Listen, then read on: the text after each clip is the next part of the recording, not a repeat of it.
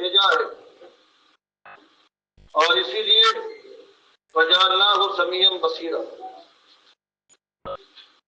اسی لیے ہم نے گوش و ہوش دیے، عقل و سمجھ دی کہ اپنی منزل پر نگاہ گاڑے، راستے کو پہچانے، اور یہ نہیں کہ راستہ اس کے عقل و خرد پر ہم نے چھوڑ دیا، بلکہ ہم نے کتابیں اتاری، ہم نے انبیاء بھیجے تاکہ وہ بتا دیں کہ صاف راستہ کون سا ہے، کس پر چلنے کے بعد انسان اپنی منزل پر پہنچ سکتا ہے۔ ہم نے اس کا سارا انتظام کیا، انا ہدیناہ السبیل، ہم نے اس کی رہنمائی کی ہے ایک راستے کی طرف، یہ راستہ تیرے سامنے ہے، اب تو چلنا چاہے اس راستے پر اپنا قدم ڈال دے، اور اگر پگڈنڈیوں میں بھٹکنا چاہتا ہے، اما شاکروں و اما کفور، عقل و خرد دینے کے بعد ہدایت سے انسان کو ہم نے آراستہ کیا، پھر اس کو اختیار دیا کہ وہ چاہے تو شکرگزاری کی روش اختیار کرے، اور چاہے وہ کفر کرے اپنے مالک اور اپنے محسن کے ساتھ۔ تو جب یہ بات بیان کی گئی اور پھر فرمایا کہ کافروں کے لیے جو اپنے مالک کی بات نہ مانے اور نبیوں کی بات سن کر کان اپنے بند کر لے اور پیٹھ دکھا جائے، تو ظاہر ہے کہ وہ ہدایت کے راستے کو اختیار نہیں کریں گے، پھٹکتے رہیں گے، اور آخر کار انا اعتدنا للکافرین سلاسل واغلالا وسعیرا، آخر کار ان کا مقام یہ ہوگا کہ انا اعتدنا، وہاں ہم جا کر ان کو جھونک دیں گے جو ہم نے پہلے سے تیار کر رکھا ہے، ان کافروں کے لیے سلاسلہ، زنجیروں میں جکڑ دیے جائیں گے، واغلالا، گلوں میں توق ہوں گے، وسعیرا، اور آگ کی لپٹوں میں جوش مارتے ہوئے لاوے کے اندر ان کو جھونک دیا۔ فرمایا ہم نے کوئی ظلم نہیں کیا، سارے انتظام کیے ہیں، اب انسان خود ناشکرا ہے کہ ہمارا کھانے کے بعد نمک حلالی کی روش اختیار ہے، اور جو ہماری بات مان لے اس کے لیے وہ جنتیں ہیں کہ جہاں جانے کے بعد دل کی ہر خواہش پوری ہو جائے۔ اب یہ بات جب 4-5 سال ہو گئے ہیں، یہی ایک بات دنیا والوں کے سامنے مکے کے اندر، اور بڑے سمجھدار عرب کے جو سردار مانے جاتے تھے ان کے سامنے یہی بات آ رہی ہے، مختلف انداز سے یہی بات کہی جا رہی ہے کہ اصلی معاملہ یہ ہے کہ اپنے عقیدے کو درست کرو، اپنے مالک کو پہچانو، اور اس کے ساتھ شرک والا ظلم، ورنہ وہ دن آگے رہے گا کہ مرے پیچھے پھر اٹھائے جاؤ گے، اور اٹھائے جانے کے بعد حساب و کتاب ہوگا، اور پھر تمہارے لیے جہنم کی آگ کے علاوہ کوئی جگہ نہیں۔ تم آج اپنی چلا رہے ہو، جو تمہارے دل میں آتا ہے طاقت کے زور پر، دولت کے نشے میں جو چاہے کر لیتے ہو، تم کو یہ نہ کرنا چاہیے۔ تم آزاد و خود مختار نہیں ہو، بلکہ تم امتحان کے لیے اس دنیا میں مالک کی طرف سے بھیجے گئے ہو، تمہاری ذمہ داری یہ ہے کہ اس کی فرما برداری کرو اور اس کے سامنے سر جھکا کرو۔ اور یہ بات جب کہی جاتی تھی تو آگ لگ جاتی تھی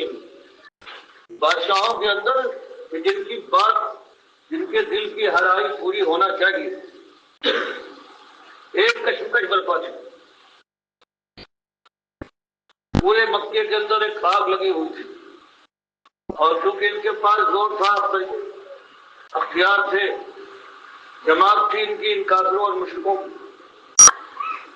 تو ہر انداز سے چاہتے تھے کہ یہ بات ہے یہ آگے بڑھنے نہ پائے، لوگوں کے کان میں نہ پائے۔ تو طرح طرح کے اعتراضات ہیں، بہتان لگائے جاتے تھے، اور اس میں ایک بات یہ بھی تھی کہ یہ جو اللہ کا نام لے کر یہ ہمارے سامنے پیش کرتے ہیں، یہ ان کی اپنی بات ہے، اللہ ایسی بات کبھی نہیں کہہ سکتا۔ اللہ تو ہمارے اوپر جو آسمان والا ہے اور ہمارے باپ داداؤں پر بڑا مہربان تھا، اگر یہ کوئی بری بات ہوتی جو ہم کر رہے ہیں، یہ کفر و شرک اور اپنے حضرات اور اپنے باباؤں کے ساتھ جو ہمارا تعلق ہے، اگر یہ بری بات ہوتی تو اللہ ہم کو کبھی یہ نہ کرنے دیتا۔ تو اس لیے جس کو یہ اللہ کی بات کہہ کے پیش کر رہے ہیں، یہ خالص اپنی غرض ہے، ہم کو گرانا چاہتے ہیں، اپنے کو بڑھانا چاہتے ہیں۔ تو مالک نے جواب دیا کہ یہ جھوٹے ہیں، آپ دل شکستہ نہ ہو، ذرہ برابر کوئی آپ کے دل پر میل نہ آئے،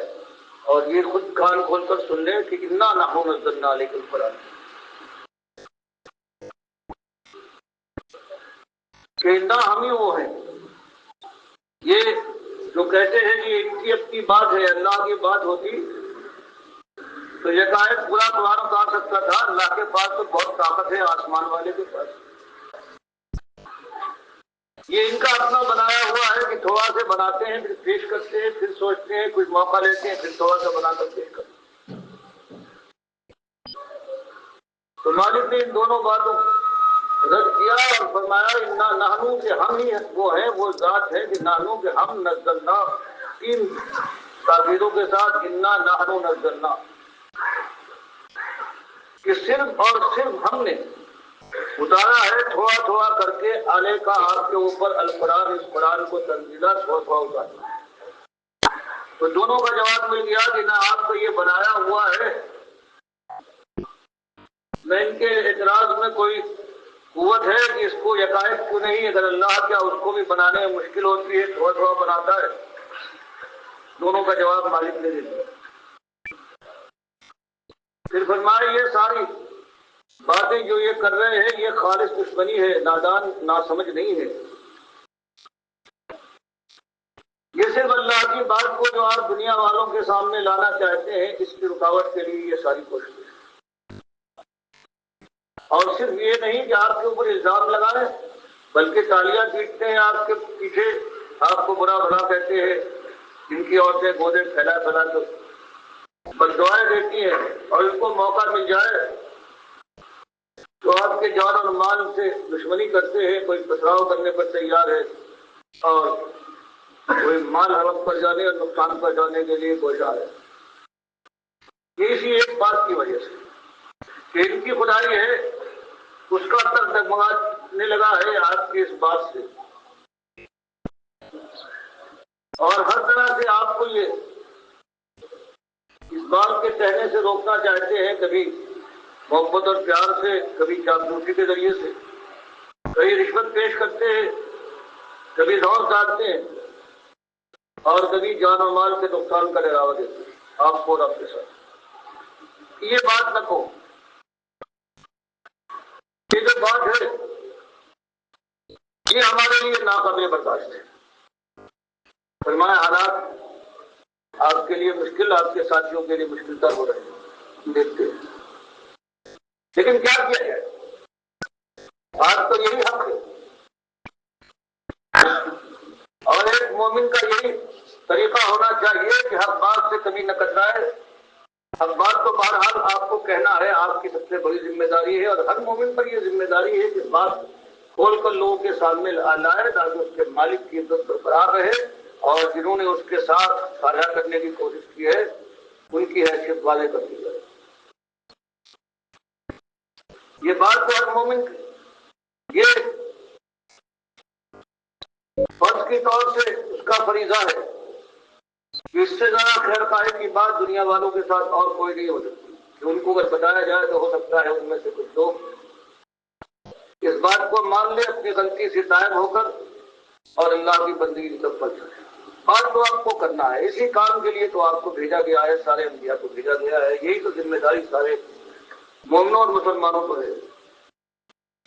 اس لیے اس میں کمی تو نہیں آئے گی، چاہے یہ کچھ کر لے، بس پھر حکم رکھ دیں تو ذمہ رہیے اسی انداز سے۔ یہ آپ کا کوئی اپنا خود خیال یا نکالا ہوا طریقہ نہیں ہے، یہ آپ کے پروردگار نے جو حکم رکھے، یہ آپ کے پروردگار نے آپ کو دیا ہے، آپ کے رب نے، کہ بات کھول کر دنیا والوں کے سامنے لانا ہے، چاہے کچھ ہو جائے۔ راستہ سخت ہے، مقابلہ انتہائی دشوار، لیکن جمنا ہے بغیر جمے ہوئے، اللہ کے یہاں کوئی قیمت نہ